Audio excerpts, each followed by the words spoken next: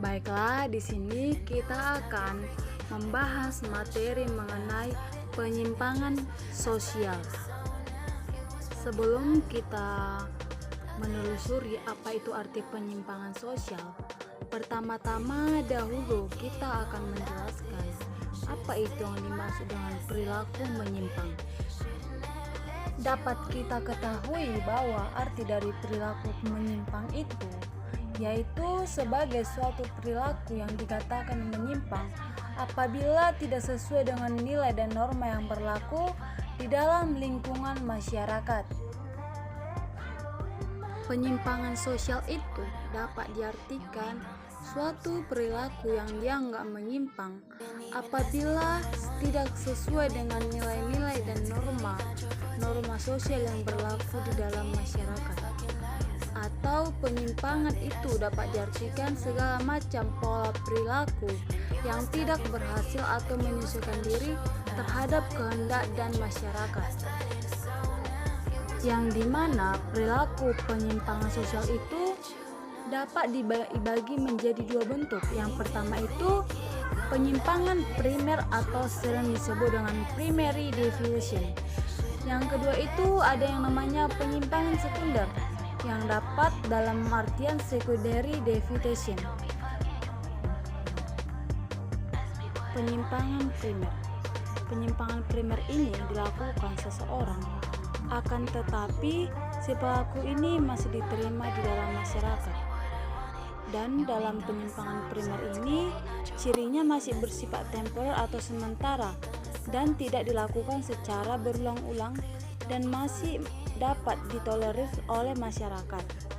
Yang dicontohkan sebagai penyimpangan primer itu dapat seperti menunggak iuran listrik dan melanggar rambu-rambu lalu lintas, dan juga seperti melanggar orang tua dan melakukan menyontek di saat ujian. Penyimpangan sekunder. Penyimpangan sekunder ini sebuah penyimpangan yang berupa perbuatan yang dilakukan seseorang yang secara umum dikenal sebagai perilaku menyimpang.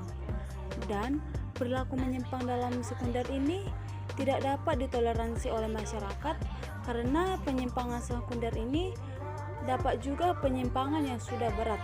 Contohnya itu yaitu pemabuk, pengguna obat-obatan terlarang, pemerkosa, pelacuran, pembunuh, dan juga perampok. Selanjutnya mengenai faktor-faktor penyimpangan sosial. Ada beberapa yang menjadi faktor-faktor penyimpangan sosial tersebut. Yang pertama itu longgar atau tidak adanya nilai dan norma. Yang kedua itu terjadinya sosialisasi yang tidak sempurna. Yang ketiga itu sosialisasi subkebudayaan yang menyimpang. Ada 3 yang menjadi penyebab perilaku penyimpangan sosial. Yang pertama itu terjadinya penyimpangan sosial ini karena adanya faktor biologis, yang dimana berdasarkan faktor biologis ini ciri-ciri biologis tertentu dapat didefinisikan dengan ciri-ciri fisik antara lain bentuk muka, kedua alis yang menyambung menjadi satu dan sebagai berikut. Yang kedua itu faktor psikologis, yang dimana faktor psikologis ini menjelaskan terjadinya penyimpangan sosial ini ada kaitannya dengan kepribadian yang retak atau kepribadian yang memiliki suatu kecenderungan untuk melakukan penyimpangan dan adanya traumatik.